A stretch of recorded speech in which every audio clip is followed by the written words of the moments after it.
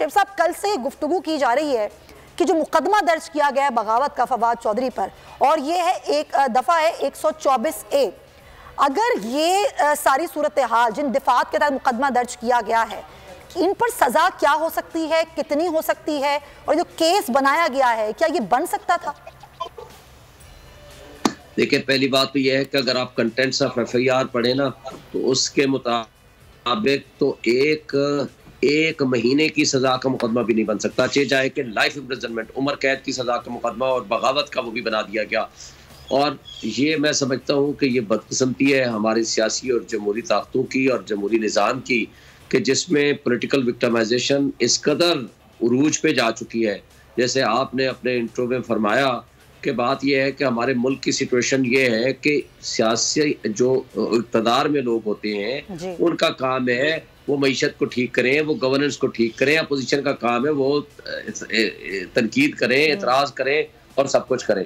लेकिन बदकिस्मती से ये हमारी जो PTM की हुकूमत जब से आई है, ह्यूमन राइट्स वायलेशन अपने उरूज पे है। आप देखें अरशद शरीफ के साथ क्या हुआ, जमील फारूकी के साथ क्या हुआ, इमरान रियाज के साथ हुआ, अयाज अमीर के साथ हुआ, आजम सवाती के साथ हुआ, और अब ये फवाद चौधरी के साथ भी हो रहा है।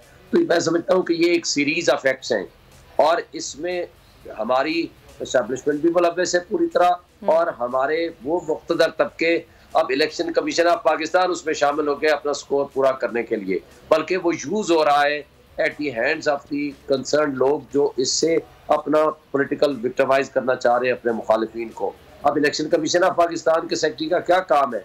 देखें, वो कंटेंट्स ऑफ एप्लीकेशन ही अगर आप देख लें, इटसेल्फ उनका इंटरव्यू भी देख लें, उसमें किसी लिहाज से कोई ऑफेंस नहीं बनता। चाहे कि आप सेडिशन का मुकदमा बना दें और बगावत का मुकदमा बना दें, वो बनता ही नहीं है। और वैसे भी वो आर्टिकल 19 की वायलेशन में है, क्योंकि ये फंडामेंटल राइट है शख्स को किसी भी पब्लिक ऑफिस होल्डर पे तनकीद करना, क्रिटिसाइज करना, अपना ओपिनियन देना, अपना मुख्तलिफ मौक़िफ़ देना। तो हर एक का अपना अंदाज हो सकता है बात करने का, लेकिन ये कहना कि आप उसको सबक सिखाएंगे इन एन इलीगल मैनर, और फिर जिस अंदाज में जाकर गिरफ्तारी की गई और जिस तरह उसको पेश किया गया और जिस तरह रात की तारीकी में अदालतें खुलवाई गई फिर अगेन और जाकर के उसका रिमांड लिया गया, ये सारी चीज़ें बदनीयती को ज़ाहिर करती हैं, मेलाफाइडी को ज़ाहिर करती हैं। और इससे एक बात का और इजहार होता है कि हमारे इदारे जो हैं, जिसमें इलेक्शन कमीशन ऑफ पाकिस्तान सबसे बड़ा कॉन्स्टिट्यूशनल फोरम है, जिसने इलेक्शन कराने हैं, जिसने फ्री एंड फेयर इलेक्शन कराने के पाबंद है, वो भी इसमें पार्टी बने हुए हैं। ये नामुनासिब और नहीं होना चाहिए, बिल्कुल नहीं होना चाहिए। बहुत शुक्रिया आपका शुएब शाहीन। अगर आपको ये वीडियो पसंद आई है तो सब्सक्राइब करें और बेल आइकन पर क्लिक करें।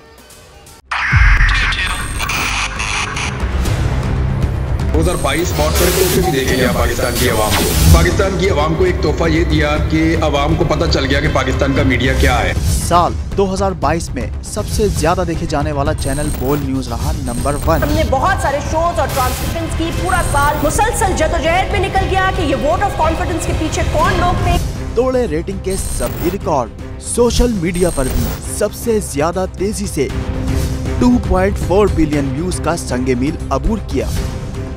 एंकर्स को भी आवाम में सबसे ज्यादा मकबूलियत मिली और सोशल मीडिया पर भी बोल रहा सब पर भारी। सब्सक्राइब करें और बेल दबाएं ताकि कोई खबर रह न जाए।